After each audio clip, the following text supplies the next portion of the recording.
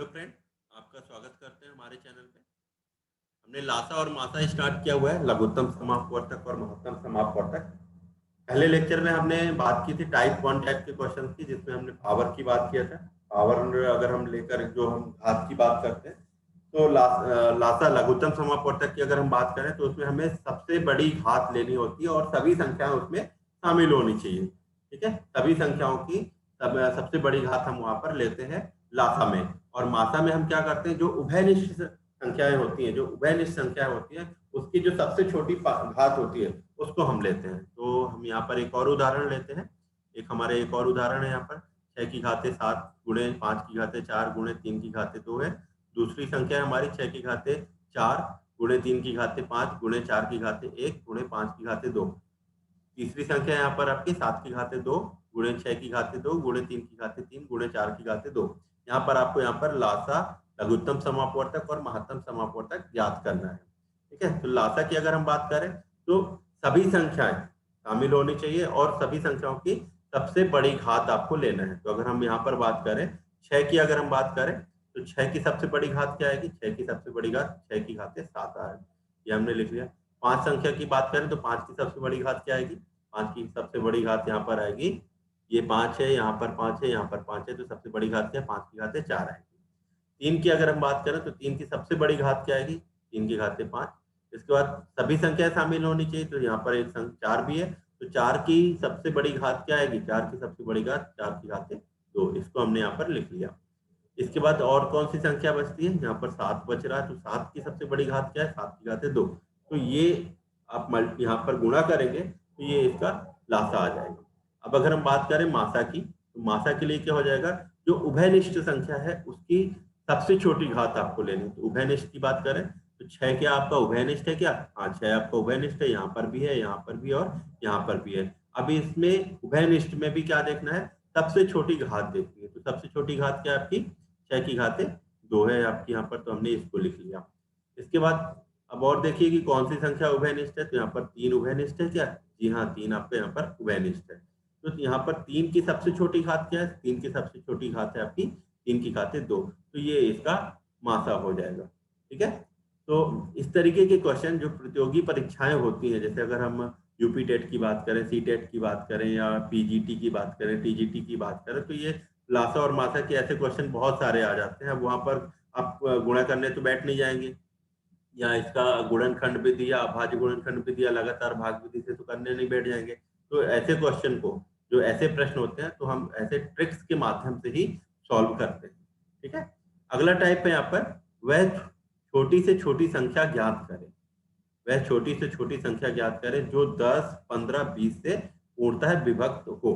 अब जो दूसरा टाइप है, वो दूसरा इस तरह से प्रतियोगी परीक्षाओं में प्रश्न आ सकते हैं कि वह छोटी से छोटी संख्या ज्ञात करें जो 10, 15, 20 से पूर्णतः विभक्त हो। तो ऐसे अगर कोई प्रश्न आ रहे हैं प्रतियोगी परीक्षाओं में, तो ऐसे प्रश्नों के लिए हमको क्या करना होता है? जो संख्या है उस संख्याओं का आपको लासा निकालना होता है। अब लासा आप चाहे भाग विधि से निकालें या गुणनखंड विधि से निकालें, आपको लासा निकालना है। ठीक है, तो अगर हम बात करें 10, 15, 20 से पूर्णतः विभक्त हो, तो ये तो डेफिनेशन भी है किसकी? लासा लघुत्तम समापवर्तक की डेफिनेशन भी, परिभाषा भी यही है कि लघुत्तम समापवर्तक क्या होता है? सभी संख्याओं से विभाजित होना चाहिए जो संख्याएं हैं जिसका हमने लासा निकाला है।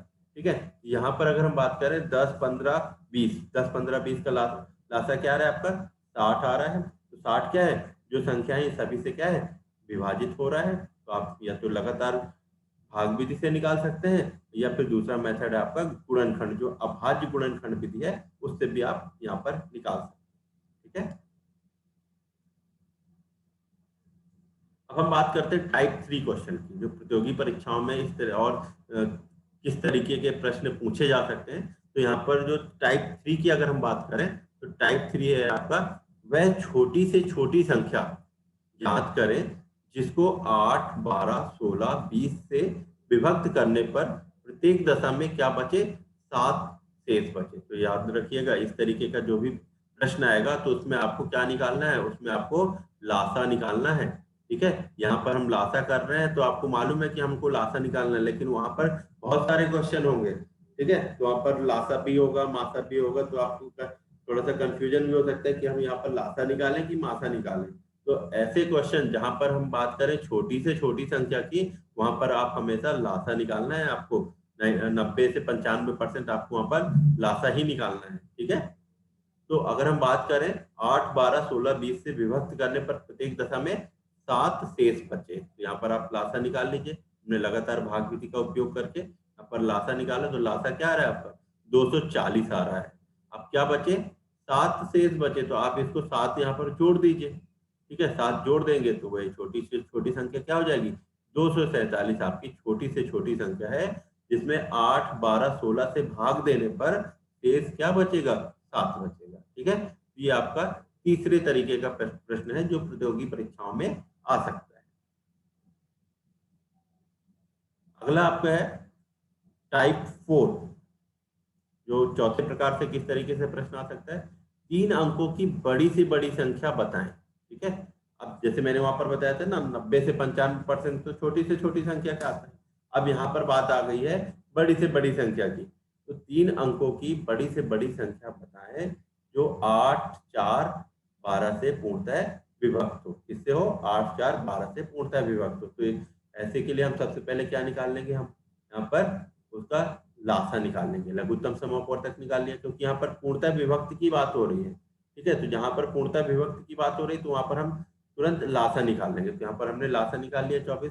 अब बात क्या करें, यदि कोई नंबर दी हुई संख्याओं के लासा से विभक्त है, डिवाइड है, तो वह संख्या निश्चित तौर पर दी हुई संख्याओं से भी विभक्त होगी, ठीक है। तो यहाँ पर अगर हम बात करें 3 अंकों की सबसे बड़ी संख्या क्या हो सकती है, 3 अंकों की सबसे बड़ी संख्या 999 है। अब इसको आप 24 से भाग दीजिए, 24 से भाग देने पर शेषफल क्या बचता है आपका, 15 आपका बच रहा है। अब इस 15 को हम 999 से आप घटा दीजिए, तो 999 से 15 घटाने पर संख्या क्या आ रही है आपकी, 984 आ रही है। तो 984 में अगर आप 24 से भाग दे तो यहाँ पर क्या आ जाएगा, 0 आ जाएगा। मतलब 24 से पूर्णतः क्या है, 984 पूर्णतः विभाजित हो रहा है। अब अगर 24 से पूर्णतः विभाजित हो रहा है और 24 क्या है, 8, 4, 12 का लघुत्तम समापवर्तक है, तो ये संख्या आपकी 8, 4, 12 से भी पूर्णतः विभाजित होगी, ठीक है। तो यहाँ पर एक टाइप 1 क्वेश्चन हो गया, टाइप 2 क्वेश्चन हो गया, टाइप 3 क्वेश्चन हो गया, और ये चौथे प्रकार का प्रश्न हो गया है, ठीक है। तो यहाँ इस तरीके से आपके प्रतियोगी परीक्षाओं में प्रश्न पूछे जाते हैं। चलिए हम अगली की बात करें, एक और उदाहरण ले लेते हैं हम यहाँ पर, 4 अंकों की बड़ी से बड़ी संख्या। अब फिर यहाँ पर बड़ी से बड़ी संख्या की बात कर रहे हैं जो 3, 5, 15 से पूर्णतः विभाजित हो, ठीक है। तो यहाँ पर एक चीज लाइन याद रखिएगा, पूर्णतः विभक्त हो। जब भी हम पूर्णतः विभक्त की बात करते हैं तो हम मतलब है वहां पर आपको लासा निकालना है पहले। तो अगर हम 3, 5, 15 का लासा निकालें, 3, 5, 15 का लासा क्या आ रहा है यहाँ पर, 15 आ रहा है, ठीक है। तो 4 अंकों की बड़ी संख्या कौन सी है, 9999 है। 9999 को आप 15 से भाग अगर देंगे तो यहाँ पर शेषफल क्या बच रहा है, 9 बच रहा है। अब 9 को आप 9999 से घटा दीजिए, तो 9999 से 9 घटाने पर 9990 बचा। अब ये 9990 क्या है, आपके 4 अंकों की बड़ी से बड़ी संख्या है जो 3, 5, 15 से पूर्णतः विभाजित है। क्यों, क्योंकि 9915 क्या है, 15 से विभाजित है। तो जब 15 से विभाजित है तो जो दी गई संख्याएं हैं उससे भी विभाजित होगा, क्योंकि 15 क्या है, दी गई संख्याओं का लसा है, ठीक है। और 15 क्या है, 3, 5, 15 से पूर्णतः विभाजित है, ठीक है। चलिए अगले टाइप की अगर हम बात करें, 4 अंकों की बड़ी से बड़ी संख्या, फिर यहाँ पर आ गया बड़ी से बड़ी संख्या जांच करें जिसे 8, 4, 12 से भाग देने पर 3 शेष बचे। क्या बचे, 3 शेष बचे। तो यहाँ पर बड़ी से बड़ी संख्या ज्ञात करना है जिसे 8, 4, 12 से भाग देने पर 3 शेष बचे। मतलब पूर्णतः विभाजित तो हो ही रहा है, विभाजित नहीं हो रहा है, यहाँ पर शेष 3 बच रहा है, ठीक है। तो शेष 3 बच रहा है, तो मतलब यहाँ पर आप पहले लासा निकाल लीजिए 8, 4, 12 का। तो हमने 8, 4, 12 का लासा निकाला, क्या आ गया आपका 24। अब 24 से हमने यहाँ पर भाग दिया, यहाँ पर शेष क्या बचा, 15 शेष बचा है, ठीक है। अब 15 आप 9999 में से घटा दीजिए तो क्या आ जाएगा आपका 9984 आ जाएगा, ठीक है। 9984 15 से 24 से पूर्णतः विभाजित हो रहा है, 24 से पूर्णतः विभाजित है, मतलब 8 4 12 से भी पूर्णतः विभाजित है। अब यहाँ पर अगर आप 3 जोड़ दें तो संख्या क्या आ जाएगी, 9987। अब 9987 में अगर आप 24 से भाग देंगे तो शेषफल क्या बचेगा, 3 बचेगा। या 8 4 12 से अगर आप भाग देंगे तो शेषफल क्या बचेगा, 3। यही तो प्रश्न है। तो ये आपका टाइप 5 मतलब 5वें प्रकार का प्रश्न हो गया। ठीक है, आपको समझ में आ रहा है, नहीं समझ में आ रहा है, कमेंट बॉक्स में जरूर कमेंट करिएगा।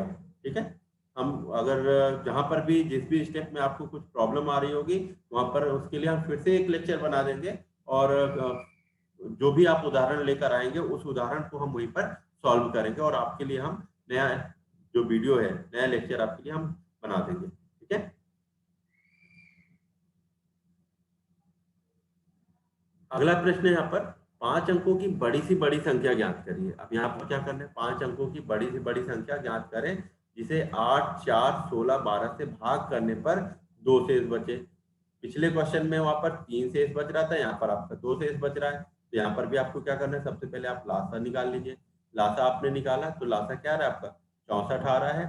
सबसे पहले तो आपको लासा और मासा निकालना आना चाहिए। ठीक है, जो भी भाग गुणनखंड विधि है या भाग विधि है, यहाँ पर हमने लासा निकाल लिया। लासा क्या आ गया आपका, 64 आ गया। अब 5 अंकों की सबसे बड़ी संख्या क्या हो सकती है, 5 अंकों की सबसे बड़ी संख्या ये होगी। तो यहाँ पर आप 64 से अगर आप भाग देंगे, यहाँ पर शेषफल क्या बच रहा है, 31 बच रहा है। ठीक है, अब जो बड़ी संख्या है उसमें से आप 31 को घटा दीजिए। 31 को घटाने पर संख्या क्या आ रही है, संख्या आ रही है आपकी 99,968 आ रही है। मतलब 99,968 आपकी क्या है, 64 से पूर्णतः विभाजित है। 64 से पूर्णतः विभाजित है मतलब 8 4 16 12 से भी पूर्णतः विभाजित है। यहाँ पर अगर आप 2 जोड़ देंगे तो नई संख्या क्या आ जाएगी, 99,970।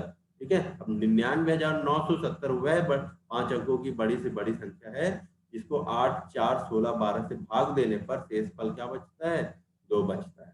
ठीक है, तो ये अभी हमने 5 प्रकार के प्रश्न यहाँ पर आपके सामने रखे हैं जो प्रतियोगी परीक्षाओं में बहुत पूछे जाते हैं।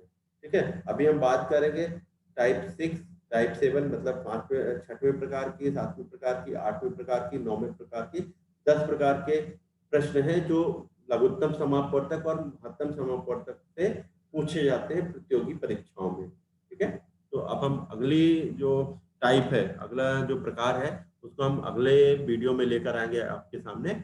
और आपके अगर और प्रश्न है तो आप हमें कमेंट बॉक्स में लिखिएगा, हम उस प्रश्नों के भी उत्तर यहाँ पर आपके सामने सॉल्व करेंगे। ठीक है, तो आप कंटिन्यू वॉच करते रहिए, हमारे चैनल्स को लाइक करिए, सब्सक्राइब करिए, और अगर अच्छा लग रहा हो तो जरूर सब्सक्राइब करिएगा, बेल आइकॉन दबाना ना भूलें। ठीक है, चलिए, जय हिंद।